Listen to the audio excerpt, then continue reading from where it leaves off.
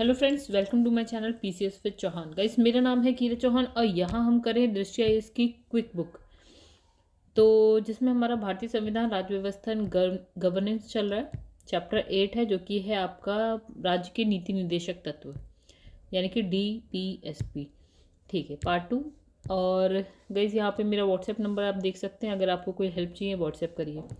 Telegram page भी आप, मेरा जो टेलीग्राम चैनल है उसको आप ज्वाइन कर सकते हैं। वहाँ पे भी आपको कुछ हेल्प मिल सकती है। If you want some PDF तो आप वहाँ जा सकते हैं। व्हाट्सएप से भी आप कुछ अगर PDF रिलेटेड हेल्प चाहिए तो आपको मिल सकती है। कोई क्वेरी है तो आप पूछ सकते हैं। तो गाइस, जितना हम कल कर चुके थे DPSP में, उससे हम आगे की यहाँ पे बात करेंगे। उससे पहले अगर आप घटना चक्र की वीडियोस देखना चाहते हैं तो आप चैनल की प्लेलिस्ट में जाइए, वहाँ आपको सब मिल जाएंगी। और अगर आपको मेरी वीडियोस पसंद आए तो लाइक कर दीजिएगा। चैनल को सब्सक्राइब नहीं किया है तो फ्यूचर के लिए सब्सक्राइब कर लीजिएगा। ठीक है, RO के एग्जाम है तो आप घटना चक्र पढ़ सकते हैं। और गाइस, पॉलिटी अगर मैं कहूँ दृष्टि आईएएस की अगर क्विक बुक की मैं बात करूँ तो ये बेस्ट बुक हो सकती है। अगर आप बात करें कि अगर कोई आपको एक बुक खरीदनी है और आपको कौन सी खरीदनी चाहिए, मुझे लगता है इसमें सब कुछ है, यानी कि कुछ भी स्किप नहीं किया गया है। ना यकीन आए तो आप पढ़ के देखिएगा, 1-2 चैप्टर पढ़ के देखिएगा, फिर क्वेश्चन निकाल के देखिएगा, फिर आप खुद ही समझ जाएंगे। चलिए, जितना हम कर चुके थे उससे आगे की बात करते हैं। इस वीडियो में ये चैप्टर हो जाएगा ख़त्म। देखिए, यहाँ पे हम ना DPSP पढ़े थे, तो इसमें देखिए क्या है कि हर चीज़ की कुछ अच्छाइयाँ हैं, कुछ बुराइयाँ भी कर लेते हैं। कुछ अच्छाई करते हैं, कुछ लोग बुराई करते हैं। अच्छा, इसकी आलोचना अगर हम देखें DPSP की, यानी कि निदेशक तत्व की आलोचना में क्या कहा गया, तो देखिए यहाँ पे लिखा है ना, KT शाह, एक बंदा है जिनका नाम है KT शाह। उन्होंने क्या कहा कि जो ये DPSP है ना, एक ऐसा चेक है जो बैंक की सुविधा अनुसार अदा किया जाता है। ठीक है, ये इन्होंने कहा। किसने कहा? KT शाह। मतलब बैंक जब चाहे तो अदा करे, नहीं चाहे तो ना करे। अब निदेशक तत्व मतलब नीति निदेशक तत्व न्यायालय द्वारा क्या है, प्रवर्तनीय नहीं है। यानी कि अगर आप इसके अकॉर्डिंग काम नहीं भी कर रहे हैं तो जो मतलब जनता है या आप या हम में से कोई भी न्यायालय नहीं जा सकता ये कहने के लिए कि भैया सरकार इसके अकॉर्डिंग काम नहीं कर रही है। जैसे हम फंडामेंटल राइट्स के में चले जाते हैं, इसमें नहीं जा सकते। तो इसमें लिखा है कि नीति निर्देशक तत्वों को भारतीय संविधान में मूलभूत तो घोषित किया है, लेकिन इसे लागू करने के साधनों को स्पष्ट नहीं किया। मतलब इन्होंने कहा कि ये इंपॉर्टेंट है, ठीक है, लेकिन इसे लागू करने के जो साधन है उसके बारे में कुछ नहीं कहा कि भैया मन है सरकार का तो कर रही है, नहीं मन है तो नहीं कर रही है, ऐसा कुछ लिखा नहीं है। अच्छा, नीति निर्देशक तत्व अक्सर जो है विधायिका और न्यायपालिका के मध्य जो है विवाद या संघर्ष का कारण बन जाते हैं। मतलब न्यायपालिका कह रही भैया तुम्हें इस हिसाब से काम करना चाहिए, विधायिका कह रही है भैया तुम इंटरफेरेंस मत करो, दूर रहो हमसे। चलो, अब नीति निर्देशक तत्वों में सम्मिलित कई प्रावधानों को आज भी लागू नहीं किया गया है, जैसे कि आपका ये समान नागरिक संहिता आर्टिकल 44 में लिखा है। ठीक है, मतलब ये कहा गया कि भैया समान नागरिक संहिता पर जो है विधि बनाओ, मतलब कानून बनाओ, बट सरकार ने आज तक नहीं बनाया। तो इसने कहा नीति निर्देशक तत्वों का महत्व राज्य के लिए नैतिक शिक्षा की तरह है, जिनसे वह निर्देशित होते हैं लेकिन बाधित नहीं है। मतलब इसने कहा कि आपका DPSP के अकॉर्डिंग राज्य को कानून या कुछ काम तो करना चाहिए, लेकिन ये ना बाधित नहीं है। मतलब कि सरकार को करना ही पड़ेगा, ऐसा कुछ नहीं है। मन चाहे तो कर लो, नहीं मन चाहे तो ना करे सरकार, आप कुछ कह नहीं सकते। अच्छा, यहाँ पे आप देखिए क्या लिखा है। इसमें लिखा है मूल अधिकार यानी कि फंडामेंटल राइट, और जो ये आपका DPSP, इसमें ना कहीं कहीं टकराव आता है। देखिए कहाँ आता है, पढ़ते चलिए। अब देखिए, संवैधानिक व्यवस्था में क्या है, नीति निर्देशक तत्व और मूल अधिकार में कई ऐसे बिंदु दृष्टिगोचर होते हैं। कुछ ऐसे बिंदु हैं जिनको लेकर दोनों के मध्य में क्या होता है, टकराव बना रहता है। लेकिन आवश्यक संशोधन कर इनकी गलत व्याख्या को जो है संतुलित करने का प्रयास किया गया है। मतलब कुछ ना कुछ संविधान में संशोधन किया गया है कि ये टकराव को कम करा जाए। अच्छा, मूल अधिकार नीति निर्देशक तत्वों में जो टकराव के बिंदु हैं उसकी बात करते हैं। जैसे आर्टिकल 32 के तहत हम क्या है, जो मूल अधिकार है ना के तहत मूल अधिकार न्यायालय द्वारा प्रवर्तनीय बनाए गए हैं, और नीति निर्देशक तत्व क्या है, अप्रवर्तनीय है। ठीक है, मतलब इसने कहा 1951 में क्या होता है, चंपकम दोराई राजन बनाम मद्रास राज्य केस, मतलब ये एक केस है, में न्यायालय के मत का झुकाव भी मूल अधिकारों की ओर ही रहा है। मतलब इसने कहा कि एक बिंदु पे, किस बिंदु पे टकराव है कि भैया आप मूल अधिकारों के उल्लंघन के लिए आर्टिकल 32 के तहत न्यायालय तो जा सकते हैं, लेकिन आप नीति निर्देशक तत्वों का अगर पर काम नहीं किया जा रहा है तो आप न्यायालय नहीं जा सकते हैं आर्टिकल 37 के अनुसार। ठीक है, तो ये केस आया चंपकम दोराई राजन बनाम मद्रास राज्य केस आया, जिसमें न्यायालय का जो झुकाव था वो भी आपका मूल अधिकारों की तरफ था, नीति निर्देशक तत्वों की तरफ नहीं था। उसने जो न्यायालय ने इसको इम्पोर्टेंस कम दी, किसको, नीति निर्देशक तत्वों को। अब आया कि केरल शिक्षा विधेयक विधेयक 1959 के बाद, यानी कि ये भी एक केस था जिसमें न्यायालय ने दोनों का महत्व बनाए रखने के लिए इसमें कहा क्या, समन्वयकारी निर्वचन का सिद्धांत अपनाया। समन्वयकारी निर्वचन यानी कि दोनों को मतलब आप बराबर समान जो है ना इम्पोर्टेंस दो, ऐसा केरल शिक्षा विधेयक 1959 का वाद है। ठीक है, अब ये विधेयक तो विधेयक ही रह गया। ठीक है, आगे बढ़ते हैं। अब इसमें लगा संसद ने क्या है 25वें संविधान संशोधन अधिनियम कब होता है 1971 में। इसके द्वारा क्या होता है, जो आर्टिकल 31 ग है उसको अंतः स्थापित किया। ठीक है, अच्छा, आर्टिकल 31 ग में क्या है, प्रावधान किया गया है कि संसद द्वारा यदि कोई विधि आर्टिकल 39 ख 39 ग में उल्लिखित नीति निर्देशक तत्व को प्राप्त करने हेतु बनाई गई है तो वह विधि इस आधार पर शून्य नहीं मानी जाएगी कि वह आर्टिकल 14/1931 में दिए गए मूल अधिकारों का उल्लंघन करती है। चलिए अब हम बात करते हैं 39 ख और ग की। मतलब इसने कहा कि जो भी लिखा है यहाँ पे अभी हम बात करेंगे। तो इसने लिखा है कि आर्टिकल 39 ख और गा किसमें है, डीपीएसपी में। ठीक है, तो हम जब इसको मानते हैं तो हम कहते हैं कि इसमें जो भी लिखा है उससे क्या है, अगर 14, 19 और 31 ये मूल अधिकार है, इसका उल्लंघन होता है तो मतलब इसको उल्लंघन मतलब मूल अधिकारों का उल्लंघन नहीं माना जाएगा। मतलब यहाँ पे आप ये नहीं कहेंगे कि ये इसमें। चलिए इसमें सबसे पहले हम देखते हैं 39 ख और गा में लिखा क्या था। ठीक है, तो वह देखिए यहाँ लिखा है 39 ख समुदाय के भौतिक संसाधनों का उचित वितरण एवं स्वामित्व, राइट। और दूसरा इसने कहा कि उत्पादन के साधनों का विकेंद्रीकरण। तो 39 ख और गा में जो भी बात लिखी गई है, या गाइस एक मिनट रुकिए। तो 39 ख और गा में जो भी बात लिखी गई है उस पर अगर सरकार क्या बनाती है, विधि बनाती है, तो इसने कहा कि ये विधि यानी कि ये कानून शून्य नहीं माना जाएगा इस आधार पे कि ये आर्टिकल 14, 19 और 31 का क्या कर रहा है, उल्लंघन कर रहा है। चलिए आगे बढ़ते हैं। अब एक केस आया केशवानंद भारती बनाम केरल राज्य 1973 का केस है। इस मामले में क्या होता है, जो न्यायालय ने आर्टिकल 31 गा को वैध माना, यानी कि इसने न्यायालय ने कहा जो अभी हमने बात पढ़ी है ना वो क्या है, वैध यानी कि वैलिड है। ठीक है, किंतु इसे जो है न्यायिक पुनर्वलोकन के दायरे में रखना पड़ेगा, यानी अगर इसके अकॉर्डिंग कुछ ऐसी विधि बन जाती है जो कि मूल अधिकार का जो है उल्लंघन कर रही है तो जो न्यायालय है उसका न्यायिक पुनर्वलोकन कर सकता है। ठीक है, उन्होंने कहा आप जो कह रहे हो वो बात ठीक है, लेकिन इसका न्यायिक पुनर्वलोकन होना जरूरी हो सकता है अगर न्यायालय को ऐसा लगता है तो। अच्छा, अब यहाँ पे क्या होता है 42वें संविधान संशोधन अधिनियम आता है 1976 में। ठीक है, इसमें क्या होता है डीपीएसपी को जो है आर्टिकल 14, 19 और 31 पर क्या है वरीयता दी गई, यानी इनने क्या करा डीपीएसपी को ऊपर रख दिया, किस पर, फंडामेंटल राइट्स पर। ठीक है गाइस, अब देखिए ये सारी कहानी कब चलती है ना, जब इंदिरा गांधी थी प्राइम मिनिस्टर, तो यहाँ पे ये था ना कि भैया हम अपने अकॉर्डिंग चलेंगे। ठीक है, हमने कहा डीपीएसपी ऊपर है तो डीपीएसपी ऊपर होना चाहिए, तो ऐसा कर दिया। आर्टिकल 42 पर संविधान संशोधन हुआ तो उन्हें डीपीएसपी को ऊपर रख दिया आपके मूल अधिकारों पर। ठीक है, आगे बढ़ते यहाँ पे मिनर्वा हाँ एक चीज़ और बात कर लेते हैं, फिर से ऊपर चलते हैं। तो ये केशवानंद भारती में जो न्यायालय ने कहा न्यायिक पुनर्वलोकन, तो भैया अब क्या हुआ, न्यायिक पुनर्वलोकन होगा।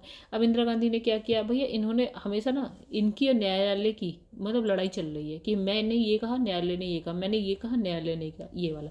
तो ये कह दिया न्यायालय ने, फिर आ गई इंदिरा गांधी फिर से, मतलब इन्होंने सरकार मतलब इनकी सरकार थी तब, तो इन्होंने बोल दिया ये वाली बात की नीति निर्देशक तो ऊपर है ये वाले जो आपके फंडामेंटल राइट्स हैं इनसे। ठीक है, आगे बढ़ते हैं। अब देखिए यहाँ पे क्या हुआ, मिनर्वा मिल्स बनाम भारत संघ 1980 में क्या होता है 42वें संविधान संशोधन की जो धारा 4 है जिसमें जो सभी नीति निर्देशक तत्वों को आर्टिकल 14, 19 और 31 पर वरीयता दे रहा था को क्या कर दिया गया, अवैध कर दिया गया, अवैध घोषित कर दिया गया और निर्देशक तत्वों और मूल अधिकारों में संतुलन को संविधान का मूल ढांचा घोषित किया गया। ठीक है, अब देखिए फिर से चलते हैं ऊपर, है ना। अब आप लड़ाई देखिए, लड़ाई चल रही है, लड़ाई किसमें, न्यायालय और जो इंदिरा गांधी की सरकार है ना उसमें चल रही है, ऐसा मान के चलो। ठीक है, तो लड़ाई कहाँ से चल रही है, तो देखिए यहाँ पे तो इन्होंने क्या कहा था, केरल शिक्षा विधेयक में कहा कि हम भैया बैलेंस बना के चलते हैं नीति निर्देशक तत्वों में और क्या बोलते हैं मूल अधिकारों में। ठीक है, ज़्यादा लड़ाई झगड़ा ना करें, आगे बढ़ते हैं। फिर 25वां संविधान संशोधन है जिसमें 31 गा की बात कही गई, उन्होंने कहा भैया इसको ना इस पे वरीयता दे दी, मतलब डीपीएसपी जो ये वाले थे ना उसको मूल अधिकार ये वाले पे वरीयता दे दी। ठीक है, फिर अब आती न्यायालय की बारी। न्यायालय भैया कहता है देखिए इस वक्त भी इंदिरा गांधी की सरकार थी, ठीक है, तो इन्होंने डीपीएसपी को ऊपर रख दिया। ठीक है, एक बात। फिर न्यायालय आया, न्यायालय ने कहा ठीक है आपका मन है डीपीएसपी को ऊपर रखने का, आपका हम ये आर्टिकल ना वैध मान लेते हैं, लेकिन हाँ इस आर्टिकल से जो भी कानून बनता है उसकी हम न्यायिक पुनरावलोकन करेंगे। हमें लगेगा गलत है तो गलत है, उल्लंघन कर रहा है ये मूल अधिकारों का, तो हम इसको खत्म करने की कोशिश करेंगे। ठीक है, आगे बढ़ जाते हैं। ठीक है, फिर क्या हुआ, फिर इंदिरा गांधी की कहानी आ गई। तो इन्होंने क्या कहा कि भैया डीपीएसपी ऊपर है, आपके मूल अधिकार, इन मूल अधिकारों से ऊपर है। ठीक है, अब फिर न्यायालय आया, न्यायालय ने कहा, क्या कहा, अब न्यायालय ने फिर कहा, मतलब क्या होता है ना, 42वां संविधान संशोधन की जो धारा है, मतलब ये हुआ इस केस में क्या, मिनर्वा मिल बनाम भारत संघ केस में क्या हुआ, इन्होंने कहा भैया जो ये ना आपने 31 ये आपने डीपीएसपी को इस पर वरीयता दे रखी थी, इसको हमने कह दिया अवैध है। ठीक है, ठीक है, संतुलन बनाए रखने की कोशिश करिए, अवैध है। मतलब यही है कि इंदिरा गांधी की सरकार, न्यायालय में लड़ाई झगड़ा चलता रहता था। ठीक है, इनने कुछ किया, उनने कुछ किया, इन्होंने भी कुछ किया। ठीक है, हाँ न्यायालय वैसे सही बात करता था। अब मैं वर्तमान स्थिति की बात करते हैं, तो इसमें वर्तमान में नीति निर्देशक तत्व तो मूल अधिकारों में से मूल अधिकारों का महत्व अधिक है, यानी कि यहाँ पे अब हम फंडामेंटल राइट्स को ऊपर रख के चल रहे हैं। ठीक है, किसको, फंडामेंटल राइट्स को, कैसे लिखेगा इस, ठीक है, फंडामेंटल राइट, ओ गॉड कुछ प्रॉब्लम हो रही है यहाँ पे। ठीक है, फिर हम बात करें, किंतु न्यायालय इस बात को भी ध्यान रखती है कि नीति निर्देशक तत्वों की उपलब्धि के लिए राज्य युक्ति तरीके से मूल अधिकारों को सीमित कर सकता है। मतलब न्यायालय ये भी देखता है कि भैया फंडामेंटल, मतलब राज्य यानी कि सरकार कुछ ऐसा भी कर सकती है कि वो फंडामेंटल राइट्स को सीमित करने का काम भी कर सकती है। ठीक है, तो इसमें आर्टिकल जो 39 ख और ग में उल्लिखित जो आपका डीपीएसपी है उसको मूल अधिकारों के आर्टिकल 14-19 पर वरीयता दी गई है। ठीक है, इसमें जो भी लिखा है, मतलब आर्टिकल 39 ख ग हमने अभी देखा था, उसमें इसने कहा कि जो 14 और 19 पर जो है आर्टिकल 39 ख और ग को वरीयता दी गई है। वर्तमान में ये स्थिति।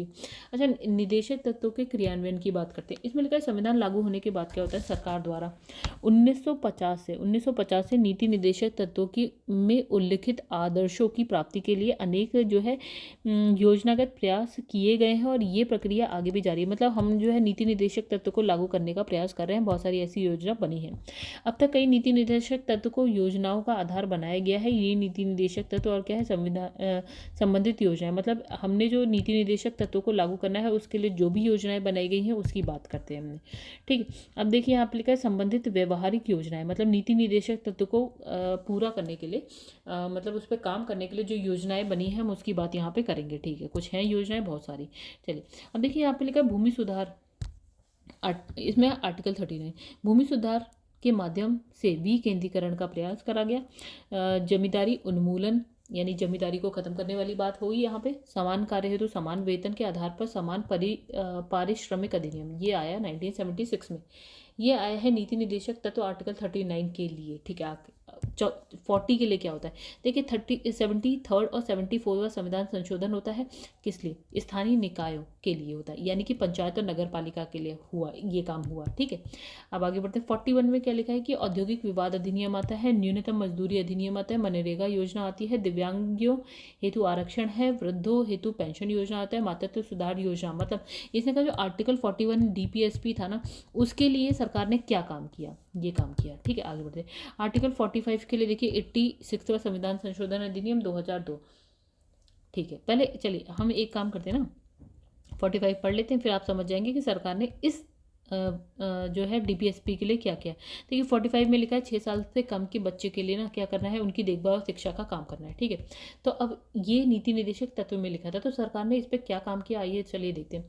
तो देखिए 45 में लिखा है कि 86वां संविधान संशोधन हुआ तब 2002 में। इसके द्वारा क्या हुआ कि इसने कहा कि आर्टिकल 45 की जो विषय वस्तु को बदलते हुए क्या किया आपने, 21 का, आर्टिकल 21 का के अंतर्गत क्या किया कि 6 से 14 वर्ष की आयु के सभी बच्चों के लिए निःशुल्क और अनिवार्य शिक्षा का प्रावधान कर दिया, मूल अधिकार के अंतर्गत इसे ले आए। ठीक है, मतलब डीपीएसपी में ऐसा कहा था कि इन बच्चों के लिए कुछ करो, तो 6 से 14 साल के बच्चों के लिए उन्होंने कर दिया और मूल अधिकार में ले आया इसको। ठीक है, मतलब यही हुआ कि डीपीएसपी के लिए सरकार ने क्या काम करा। ठीक, अब ये आर्टिकल 46 में अनुसूचित जाति जनजाति हेतु शिक्षण संस्थाओं में क्या है, लोक नियोजन आदि में क्या कर दी गई है, छूट कर दी गई। 48 का में क्या कर कि जो इसमें बाग परियोजना लाए थे, देखिए 48 का में क्या था, इंपॉर्टेंट था, मैंने भी बताया था आपको। देखिए 48 का में क्या था, हाँ इसमें देखिए बहुत इंपॉर्टेंट था, ये बाद में आया, इसमें कुछ जोड़ा गया। ठीक है, 42वें संविधान संशोधन में। देखिए 48 का में क्या हुआ कि पर्यावरण के संरक्षण की बात, संवर्धन की बात, वन्य जीवों की रक्षा के प्रयास किए गए। प्रयास के लिए आप कुछ करिए, ठीक है। तो देखिए क्या प्रयास हुआ, तो देखिए क्या प्रयास हुआ, 48 का में कहाँ गया, हाँ। तो देखिए क्या हुआ कि बाघ परियोजना आई, फिर हाथी परियोजना आई, वन्यजीव संरक्षण अधिनियम 1972 आया, राष्ट्रीय वन नीति 1988 आई, ठीक है। तो गाइस यही है कि इसके लिए सरकार ने क्या काम किया, ये यहाँ लिखे।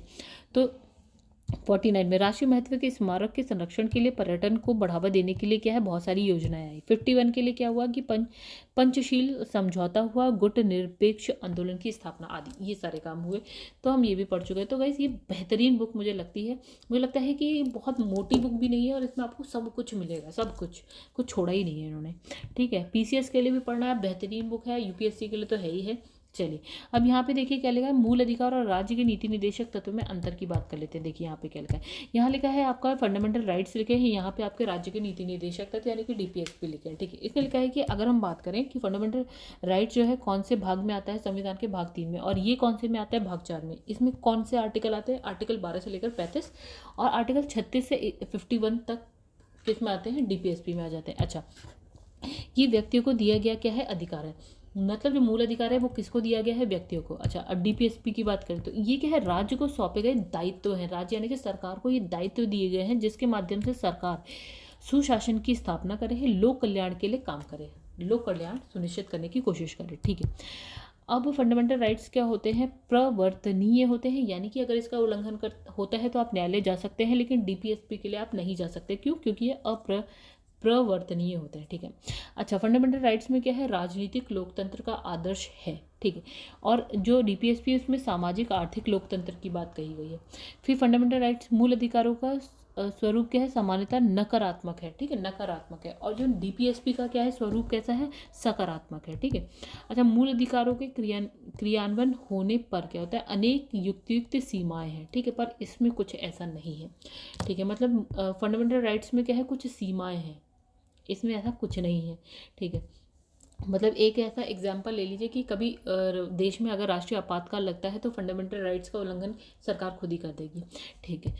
इसमें और जैसे इसमें कहा कि आपको अभिव्यक्ति की स्वतंत्रता है, बोलने की स्वतंत्रता है, तो ठीक है स्वतंत्रता, लेकिन जहाँ लगेगा सरकार को आप ज़्यादा बोल गए, गलत बोल गए, आपके राष्ट्र हित में नहीं है, तो आपको रोक दिया भी जाएगा, ठीक है। ये वही इसने कहा कुछ सीमाएँ भी हैं। इसमें मूल अधिकारों को संविधान का क्या है, विशेष संरक्षण प्राप्त है, संरक्षण मतलब संविधान मूल अधिकारों को संरक्षण प्राप्त है, ठीक है। आर्टिकल 32 के तहत अगर मूल अधिकारों का उल्लंघन होता है तो उच्चतम न्यायालय जाइए। आर्टिकल 226 के तहत अगर मूल अधिकारों का उल्लंघन होता है तो आप उच्च न्यायालय जा सकते हैं। फिर इसमें लिखा है नीति निर्देशक तत्व को लागू करना क्या है, नैतिकता पर आधारित है, यानी कि ये सरकार की नैतिक जिम्मेदारी है कि आप डीपीएसपी को लागू करें, ठीक है। इसे कोई विशेष संरक्षण प्राप्त नहीं है, मतलब इसके लिए आप कहीं जा नहीं सकते हो, उच्चतम न्यायालय, उच्च न्यायालय। अच्छा, मूल अधिकारों का निलंबन विशेष प्रक्रिया द्वारा आर्टिकल 358 और 359 के आधार पर हो सकता है, निलंबन हो सकता है, मतलब वही मैंने कहा ना, आपातकाल टाइम में। अब नीति निर्देशक तत्व तब तक लागू ना किए जाएं स्वतः निलंबित है, क्या लिखा है इसे, नीति निर्देशक तक जब तक लागू ना किए जाएं स्वतः निलंबित। कैसी मुझे थोड़ा सा कम समझ में आई, चलिए कोई बात नहीं। इसे अगर आप एक बार, नीति निर्देशक तत्व जब तक लागू ना किए जाएं स्वतः निलंबित, पता नहीं कैसे ये क्या लिखा है, मैं समझ नहीं पा रही हूँ। चलिए आगे बढ़ते, क्वेश्चन आंसर देख लेते हैं हम लोग। पहला क्वेश्चन इसमें है कि निम्नलिखित में से कौन सा उद्देश्य नीति निर्देशक तत्वों में निहित नहीं है, ठीक है। तो गाइस इसमें देखिए क्या लिखा है, इसमें लिखा है राजतंत्र का प्रयास करना, ये तो नहीं आएगा, ये तो किसी में नहीं आ सकता, ठीक है। तो लोक कल्याणकारी राज्य की स्थापना सही है, मद्य निषेध हेतु प्रयास करना, ठीक है, मतलब और सरकार के कार्यों के मूल्यांकन हेतु जो है आधार बिंदु प्रदान करना, ठीक है, ये सब है। अब इसमें लिखा है नीति निर्देशक तत्वों के संदर्भ में निम्नलिखित कथनों पर विचार करते हैं, चलिए कर लेते हैं। तो यहाँ पे लिखा है कि संविधान के भाग 4 में नीति निर्देशक तत्वों का उल्लेख है, ये सही बात है। इसमें आर्टिकल 36 से लेकर 51 तक है, ये भी सही बात है आपकी। फिर इसमें लिखा है भारतीय संविधान में इसे जो है आयरलैंड के संविधान से लिया गया है, बिल्कुल सही बात है। आयरलैंड के संविधान में इसे जो है जापान से ग्रहण किया गया है, भैया ये गलत है, मतलब ये तीनों सही है, 1 2 3 सही है। आगे बढ़ते चलिए, क्वेश्चन नंबर 3 पे आ जाते हैं, ठीक है। तो अब यहाँ लिखा है निम्नलिखित में से नीति निर्देशक तत्व में शामिल नहीं है, क्या चीज़ शामिल नहीं है, देखिए इसमें लिखा है संविधान, राष्ट्रध्वज और क्या है, राष्ट्रगान के आदर से संबंधित उपबंध। भैया ये जो है ना आपकी किस में आते हैं, जो व्यक्ति के मूल कर्तव्य में आते हैं। ठीक है, डीपीएसपी में ये चीज़ें नहीं है, बाकी आप पढ़ सकते हैं, ये सारे आपको डीपीएसपी में मिल जाएंगे, डी वाला नहीं मिलेगा।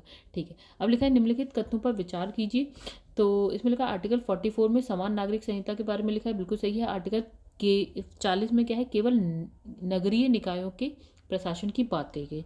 तो गाइस जो इसमें आपको बताना क्या गलत है, देखिए इसमें ये वाला गलत है, क्योंकि इसमें ना स्थानीय निकायों के बारे में बात करी गई है, जिसमें नगरीय निकाय भी आते हैं और ग्राम पंचायत भी आती है। तो इसमें सही कौन सा है, ये वाला है, गलत कौन सा है, ये वाला है, और हमें बताना है गलत कौन सा है। तो केवल 2 हो जाएगा। आगे बढ़ जाते हैं।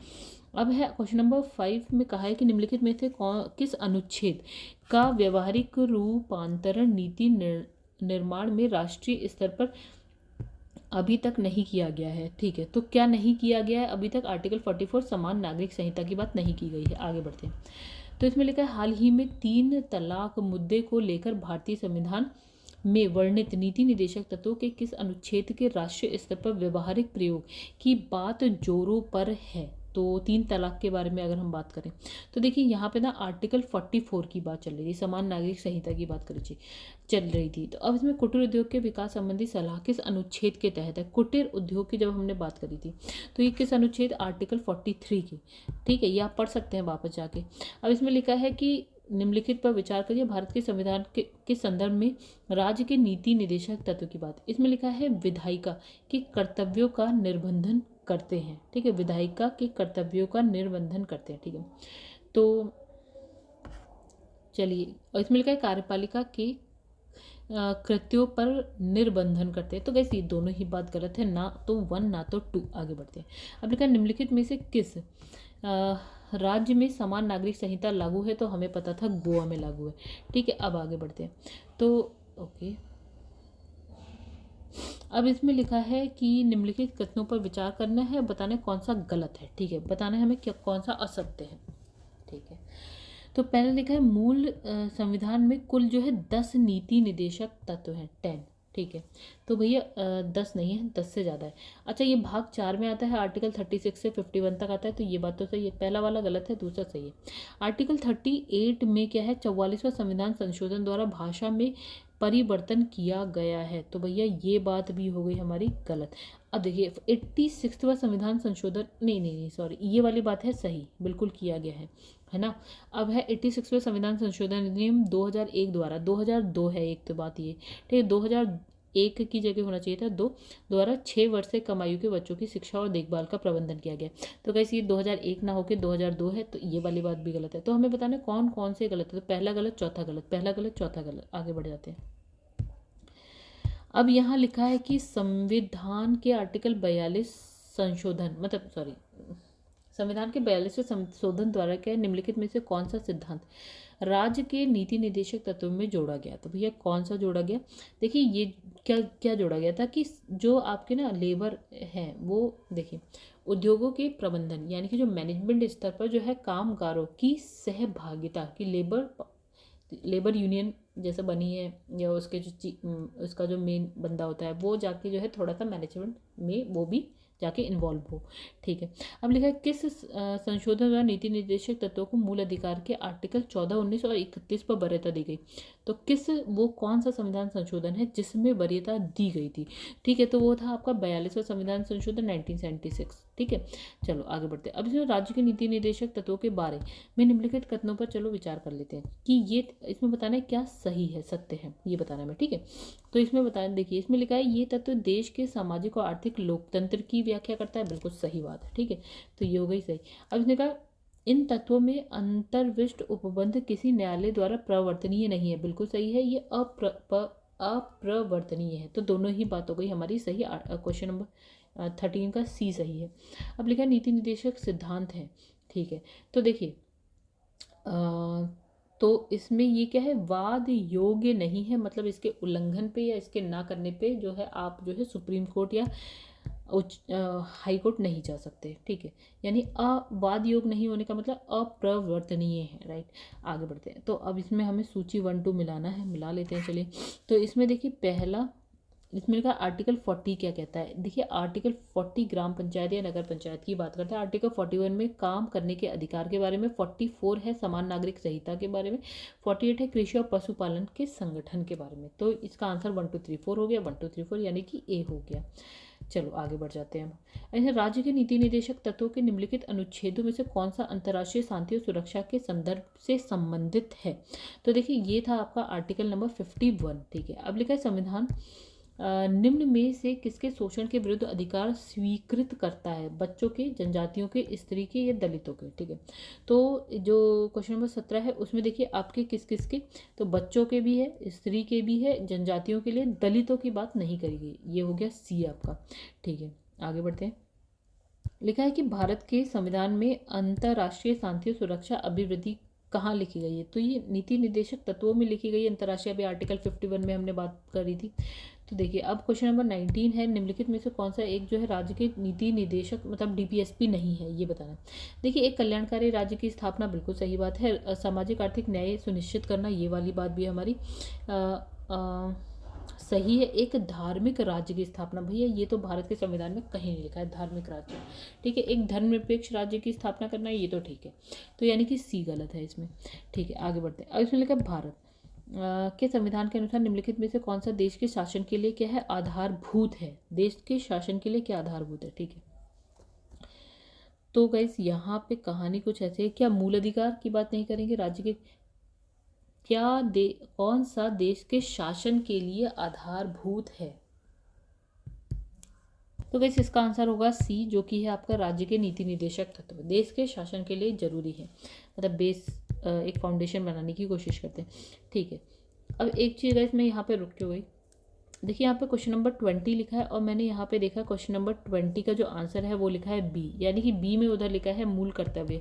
लेकिन जहाँ तक मुझे लगता है इसका आंसर होना चाहिए सी, यानी कि नीति निर्देशक तत्व। राइट, इसका आंसर सी होना चाहिए। अगर आप लोग को जो भी लगता है आप मुझे कमेंट करके बताइएगा कि मैं सही हूँ या इसमें जो आंसर लिखा है वो सही है। ठीक है, हो सकता है मैं भी गलत हो सकती हूँ, हो सकता है किताब में भी गलत छप सकता है, क्योंकि वो भी हम जैसे कोई लोग ही बनाते हैं। अच्छा, क्वेश्चन नंबर 21 पे आते हैं। तो लिखा है निम्नलिखित में से कौन सा एक राज्य के नीति निर्देशक सिद्धांत संविधान में बाद में जोड़ा गया। कौन सा, मतलब इसने कहा कि बाद में कौन सा जोड़ा। तो देखिए इसमें मुफ्त कानूनी सलाह, ये वाली बात ना बाद में जोड़ी गई थी। चलिए आगे बढ़ते हैं। अब इसमें लिखा है राज्य के नीति निर्देशक सिद्धांत एक ऐसा चेक है जो बैंक की सुविधानुसार अदा किया जाता है। ये किसने कहा था, अभी हमने पढ़ा था केटी शाह ने कहा था ये बात। ठीक है, आगे बढ़ते हैं। भारतीय, अब इसमें भारतीय संविधान के भाग 4 में दिए गए जो निर्देशक तत्व है उसमें से कौन सा या सही सूचीबद्ध है। इसमें लिखा है समान कार्य के लिए समान वेतन, सही बात है, ये लिखा है उसमें। समान नागरिक संहिता की बात लिखी है, आर्टिकल 40 में लिखी है। छोटे परिवार का मानदंड, ऐसा कुछ नहीं लिखा है। प्राथमिक स्तर पर मातृभाषा में शिक्षा। तो गाइस देखिए, तो ऐसा भी फिलहाल खास ऐसा कुछ लिखा नहीं है कि प्राथमिक स्तर पर मातृभाषा में शिक्षा। तो इसका आंसर होगा 1 और 2। ठीक है, यानी कि इसका आंसर हो गया बी। चलो आगे बढ़ते हैं। इसमें लिखा है सामाजिक समानता से क्या अभिप्राय है। सामाजिक समानता का मतलब क्या हो गया, ऐसी स्थिति जिसमें जाति, मूलवंश, धर्म के कारण कोई भी व्यक्ति अन्य व्यक्तियों के सापेक्ष हीनता से पीड़ित ना हो। ये हो गई हमारी सामाजिक समानता, यानी कि सब एक बराबर रहें, किसी भेदभाव जैसी बात ना आए। ठीक है, अब इसमें लिखा है राज्य के नीति निर्देशक तत्वों के संबंध में निम्नलिखित में से कौन सा कथन सही नहीं है, ये बताना है हमें। ठीक है, इसमें लिखा है भारत के संविधान के भाग 4 में अंतर्विष्ट उपबंध किसी भी न्यायालय द्वारा प्रवर्तनीय नहीं है। ये बात तो सही है, हमें बताना है कौन सी सही नहीं है। ठीक है, पहली वाली तो सही है बात। दूसरी से लिखा है देश के शासन में राज्य के नीति निर्देशक तत्व मूलभूत हैं, बिल्कुल सही है। तो क्वेश्चन नंबर 20 जो हमने कहा था ना, वो भी हमने जो बताया वो सही है। इसमें राज्य का यह कर्तव्य होगा कि कानून बनाने में निदेशक तत्वों को लागू करे, ये बात भी सही है। ठीक है, अब इसने कहा निदेशक तत्व भारत के विश्व का एक उन्नत क्या है, पूंजीवादी देश बनाने के लिए क्या है, निर्दिष्ट है। ये बात हो गई गलत। भारत को पूंजीवादी देश बनाने की कोशिश यहाँ कहीं नहीं की जा रही है। ठीक है, आगे बढ़ते हैं। अब यहाँ पे हम क्वेश्चन नंबर 26 देखते हैं।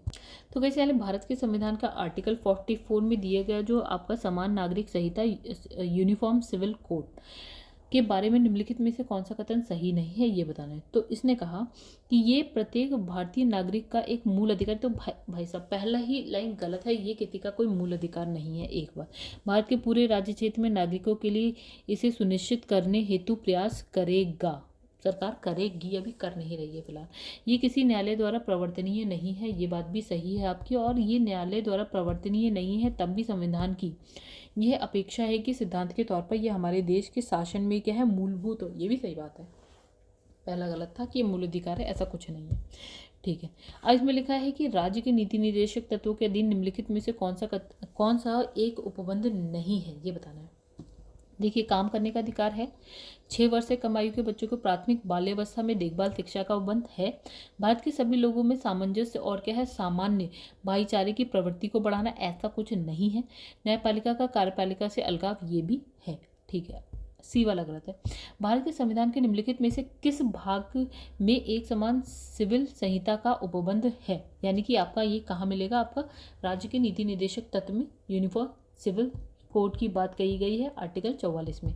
अब लिखा है निम्नलिखित में से कौन सा एक भारत के संविधान में यथा प्रतिष्ठापित राज्य के नीति निर्देशक तत्व का भाग नहीं है, ये बताना। देखिए, समान न्याय, निःशुल्क विधिक सहायता है, फिर है राष्ट्रीय महत्व के स्मारक और जो स्थान तथा वस्तुओं का संरक्षण, ये भी है। स्वीय विधि यानी कि पर्सनल लॉ का संरक्षण, ऐसा कुछ नहीं है। न्यायपालिका को कार्यपालिका से अलग रखना, ये भी है। मतलब सी वाला नहीं है, बाकी सब है। तो बस यहाँ पे देखिए इसके आंसर की है, ये एक बार आप भी देख सकते हैं इसे। दूसरा अब हम क्या बात करेंगे देखिए यहाँ पे ना कुछ क्वेश्चन है मेंस के लिए, तो इसको भी आप एक बार देख सकते हैं, नोट डाउन कर सकते हैं आगे के लिए। हालांकि ये सारे क्वेश्चन जो है आईएएस में आए हुए हैं, तो आईएएस वाले तो कर ही सकते हैं, बाकी पीसीएस वालों के लिए थोड़ा सा टफ हो जाता है, क्योंकि बुक आईएएस के लिए मेनली, लेकिन अगर आप इसे पढ़ते हैं तो पीसीएस प्री कहीं नहीं गया। ठीक है, बाकी तो मेंस में तो प्रैक्टिस चलती है।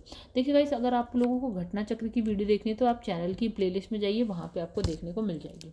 दूसरी बात, अगर आपको मेरी वीडियोस पसंद आए तो लाइक कर दीजिएगा, एंड चैनल को आपने अभी तक सब्सक्राइब नहीं किया है तो कर दीजिएगा, और कमेंट करके जरूर बताइएगा गाइस कि आपको मेरी वीडियोस कैसी लगती हैं। कोई कमी है तो प्लीज़ कमेंट करके बताइए कि मैम यहाँ पे आप से कुछ कमी हो रही है, तो मैं उसको सुधार करने की कोशिश करूँगी। तो चलिए गाइस, यहाँ पे इस वीडियो को एंड करते हैं। नेक्स्ट जो वीडियो आएगी उसमें हम क्या पढ़ने वाले हैं, हम पढ़ने वाले हैं उसमें मूल कर्तव्य यानी कि फंडामेंटल ड्यूटीज़, जो कि आपकी और हमारी है अपने देश के लिए, जो भी।